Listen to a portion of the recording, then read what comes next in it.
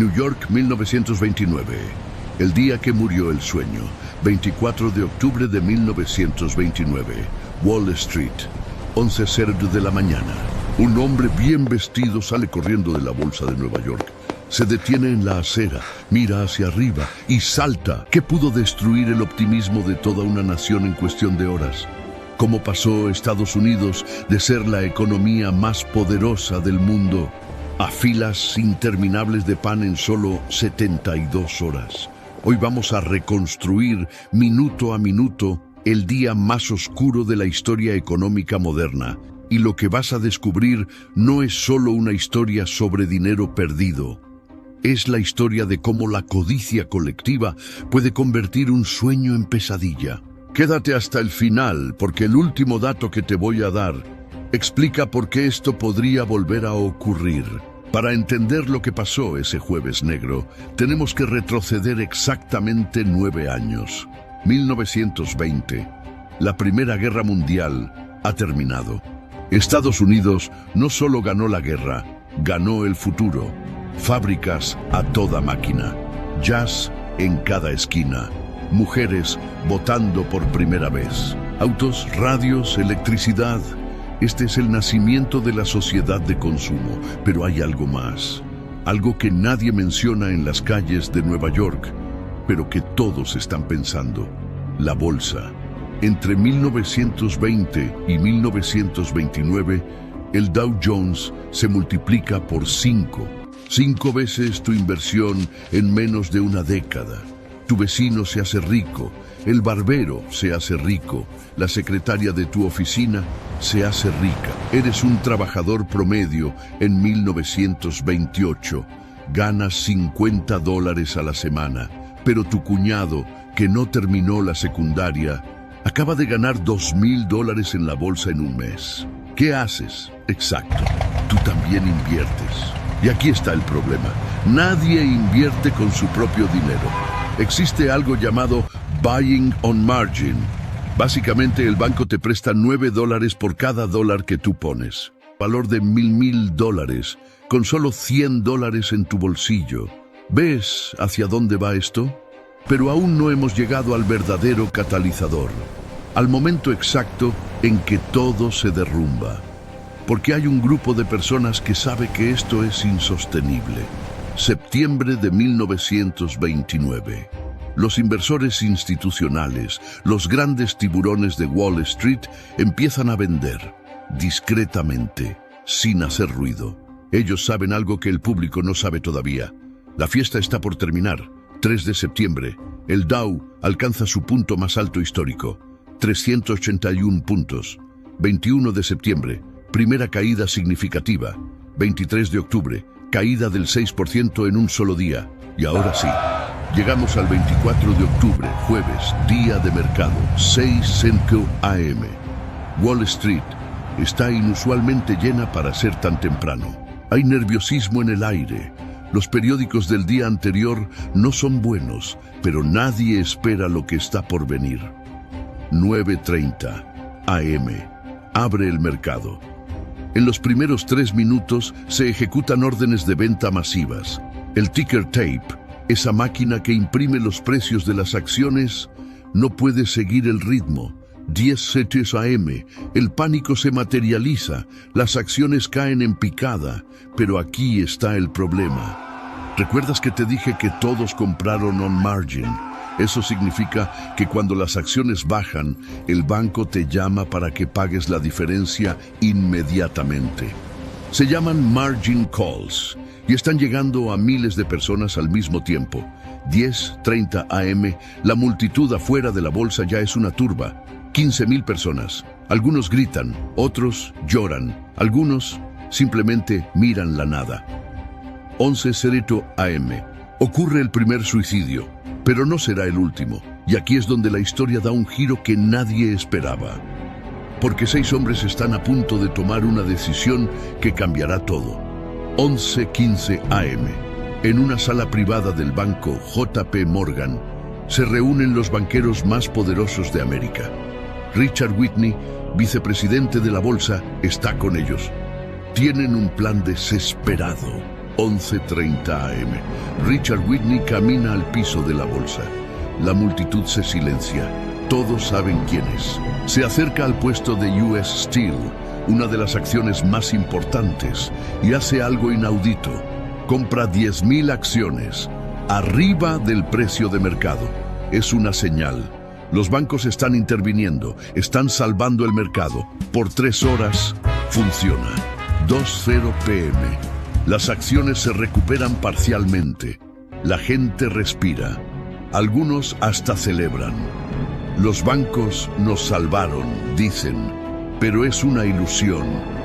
Lunes 28 de octubre, 4 días después, la intervención de los bancos fue un parche en una herida mortal. El lunes, las ventas se reanudan con fuerza. El martes 29 de octubre, ese día entra en la historia como Martes Negro.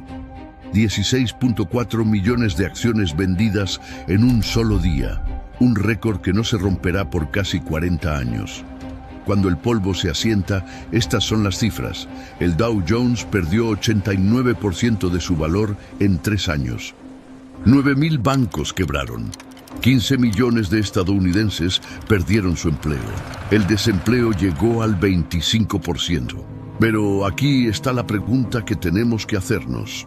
¿Por qué nadie vio esto venir? La respuesta es simple y aterradora. Sí, lo vieron. Economistas advirtieron.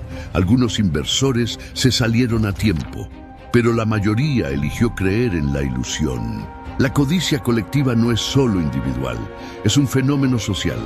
Cuando ves que todos a tu alrededor se enriquecen, tu cerebro te dice, si no entro ahora, me quedo atrás. Es FOMO financiero. Y aquellos 6 banqueros que intentaron salvar el mercado no lo hicieron por altruismo, lo hicieron porque ellos también estaban atrapados en el sistema. Ahora, la razón por la que prometí al inicio que esto podría volver a ocurrir, en 2008 volvió a pasar. Bienes raíces en lugar de acciones. Préstamos subprime en lugar de margin buying. Pero el mismo mecanismo, deuda apalancada, euforia irracional, y nadie queriendo ser el primero en salir. La historia no se repite, pero rima. El crash de 1929 nos enseñó algo fundamental. Cuando todo el mundo está ganando dinero fácil, es porque alguien, en algún lugar, está a punto de perderlo todo. El sueño americano no murió en 1929. Pero ese día aprendimos que los sueños construidos sobre deuda y especulación siempre terminan en pesadilla. La próxima burbuja ya está formándose, solo que aún no sabemos dónde.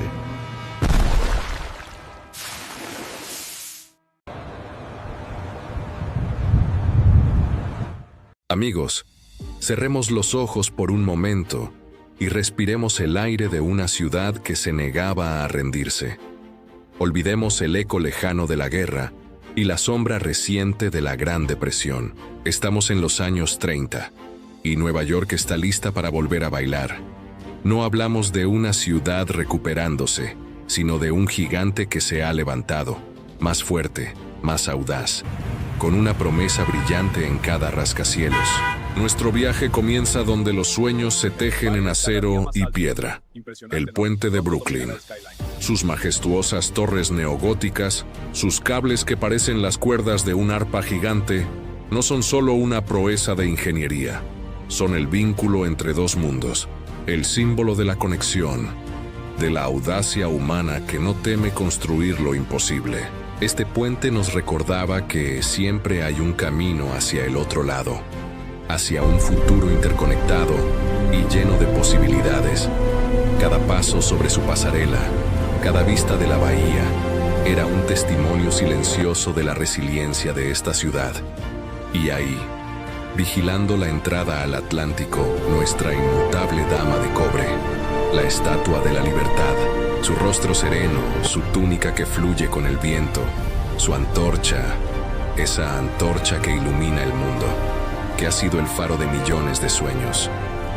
Después de la oscuridad, de la incertidumbre, ella seguía ahí, inquebrantable, una madre mirando a sus hijos regresar a casa o a un nuevo comienzo.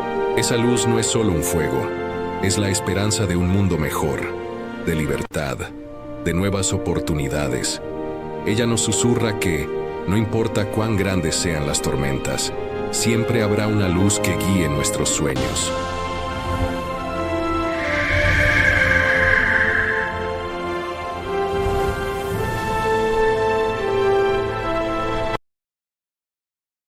El gigante que se negó a caer.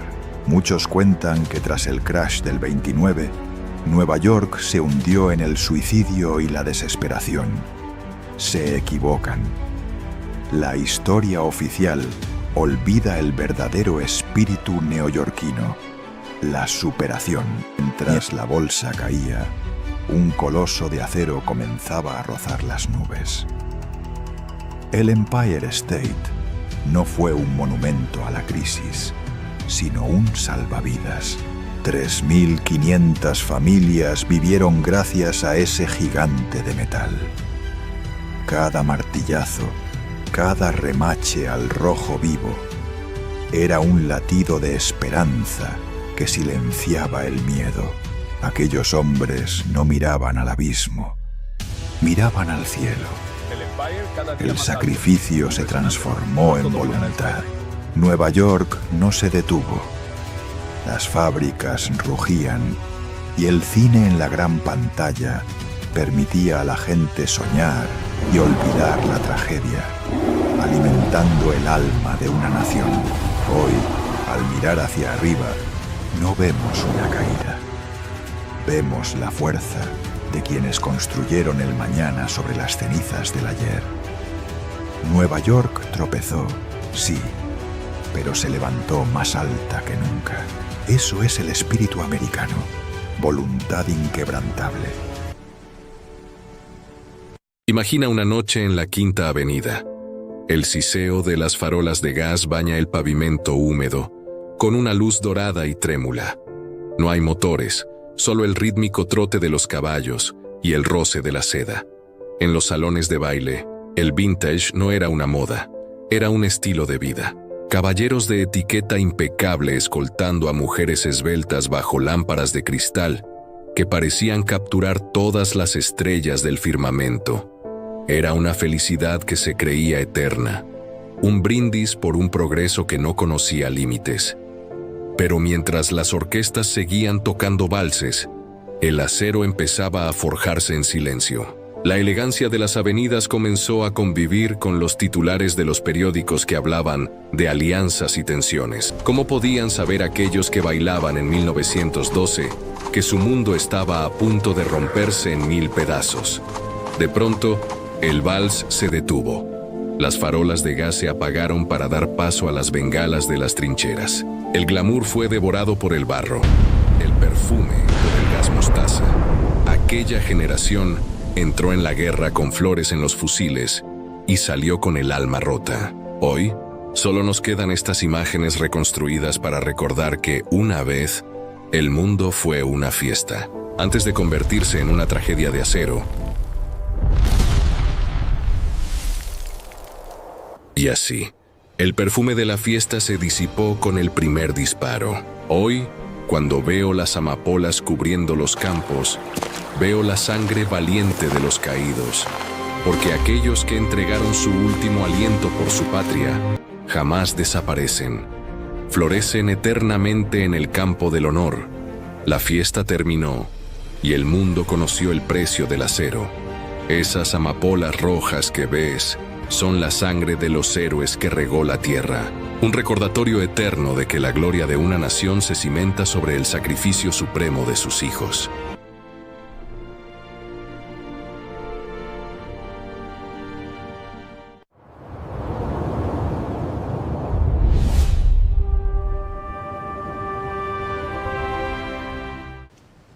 El Empire cada día más alto. Impresionante, ¿no? Pronto dominará el skyline. Damas y caballeros, esta noche no celebramos el éxito fácil. Celebramos a quienes, cuando el mundo se tiñó de negro en aquel octubre del 29, decidieron brillar como diamantes en la oscuridad. Esta es la historia de Richard Whitney y mía hace muchos años, cómo Richard, el hombre que creyó que $10.000 bastarían para sostener un imperio que se desmoronaba. Muchos ven ruinas. Yo veo a Richard. El tiempo pasó por nuestros rostros, pero los recuerdos siempre permanecen.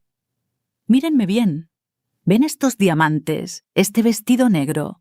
Pero lo más valioso que poseo no está en esta sala. Es el recuerdo de un Cadillac rojo y un hombre que se negó a creer que Nueva York estaba acabada. Muchos hombres aquí han gastado $10.000 en un simple reloj. Pero yo conocí a un muchacho que, en 1929, usó esa misma cantidad para intentar salvar al mundo entero de la caída. Y esa mañana, entre el caos de Wall Street, me enamoré de él. Bienvenidos a la verdadera historia del gigante. Dicen que el tiempo es un enemigo que lo borra todo, una marea incesante que se lleva los contornos de nuestras vidas. Pero se equivocan. Para mí, la memoria es un ancla plateada, forjada en la experiencia. Es lo que me mantiene sujeta a la certeza de que fuimos inmensamente felices, aunque el calendario, ese frío contador de días, insista en que aquellos momentos ya pasaron. Hubo noches en Nueva York que parecieron durar siglos, noches donde las estrellas parecían estar al alcance de la mano si subías a la azotea correcta. El asfalto era nuestro y el futuro. El futuro era solo una palabra que no nos importaba lo más mínimo. Mientras el mundo allá afuera envejece, yo sigo volviendo a ese instante eterno en mi recuerdo. Marilyn Rouse y Richard Whitney, 1929 y 1955. Los años dorados de nuestra memoria, aquellos años inolvidables. Nueva York, 1955. Una ciudad que no conoce el abismo porque solo sabe mirar al cielo, siempre hacia arriba. No se fíen de la suerte. Esta ciudad se construyó con remaches ardientes, acero templado y alma de jazz. Richard solía decir, con esa sonrisa que me desarmaba, que mientras él controlara la noche, la música no dejaría de sonar. Recuerdo cuando apareció en el club de jazz. El humo flotaba en el aire, denso y azul, y la trompeta lloraba una melodía dulce. Él estaba allí, impecable, y me dijo de dar una vuelta. Cuando lo vi, aparcado bajo la luz de la farola, aquel Cadillac descapotable, rojo como un pecado y brillante como la esperanza. Sentir el viento en la cara mientras cruzábamos el puente, con las luces de la ciudad como un collar de diamantes. Esa fue la verdadera libertad. Pero para entender al hombre del 55, tengo que recordar al muchacho del 29. Antes de la elegancia y los coches rápidos. Fue un jueves de octubre de 1929. El mundo aún no sabía que aquella mañana el gigante de la economía doblaría las rodillas. Richard era solo un joven muchacho entonces, lleno de sueños y determinación. Tenía $10.000, todo lo que había ahorrado trabajando duramente, sin descanso, desde los 14 años. Recuerdo que fuimos juntos a Wall Street aquel día. El caos ya empezaba aún a reinar, la desesperación se olía en el aire frío. Pero él caminó directo al corazón de la tormenta y entregó aquellos $10.000. Fue la idea más absurdamente valiente, la más noble y la más desesperada que se le puede ocurrir a Lee. Él solo, con sus ahorros de toda una vida, creía que podía detener la caída de todo un sistema. No puso ese dinero en un banco. Lo puso en el mercado. Funcionó. Unas horas. Solo unas horas. Fue un parche de papel sobre una presa rota. Dijeron que los hombres se tiraban de los rascacielos, que Nueva York era una ciudad suicida. Mentira. Ese no es el espíritu neoyorquino, nunca lo fue. Mientras el mercado agonizaba en 1929, 3.500 familias despertaban cada mañana con un motivo para seguir. Richard vio cómo levantaban el Empire State sobre las cenizas del crack. No era un edificio, era el salario de una nación entera. Era el pan de 3.500 mesas. El 1 de mayo de 1931, ese gigante tocó el cielo. Y desde ese día, nadie en Nueva York volvió a mirar al abismo, porque cuando mirabas hacia arriba y veías eso, el suelo dejaba de darte miedo. Él vio cómo las fábricas volvían a abrir. Primero 1, luego 10, luego 100. Y entonces llegó el gran sueño americano en la gran pantalla. Por 25 centavos te olvidabas de todo, del desahucio, de la cola del pan, del frío. Durante 2 horas eras libre. Eso también es Nueva York. En el año más oscuro que yo recordaba, lo encontré a él. Me enamoré de aquel muchacho que se negaba a rendirse, el que entregó sus $10,000 cuando todos huían. Richard Whitney. La guerra se llevó a muchos. A nosotros nos dejó aquí, cuidando lo que quedaba, y aprendí que cuidar una ciudad y cuidarnos mutuamente también es una forma de pelear. Y poco a poco, el gigante se levantó. No de golpe, no con un solo gesto heroico. Con pasos pequeños, con millones de pasos pequeños.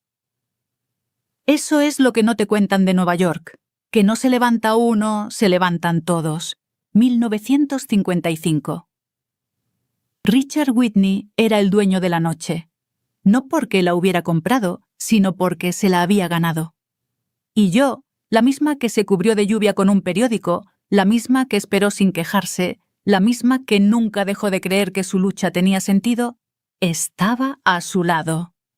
Porque aquí, bajo las estrellas de Manhattan, aprendimos que el único límite es el que nosotros mismos construimos. Cayó el gigante en el 29, sí. Pero los gigantes no mueren cuando caen, mueren cuando nadie se agacha a ayudarlos a levantarse. Y Nueva York, gracias a Dios, nunca se quedó sin gente como Richard, dispuesta a agacharse. Can you feel the magic in the air? It's calling to us, drawing us closer.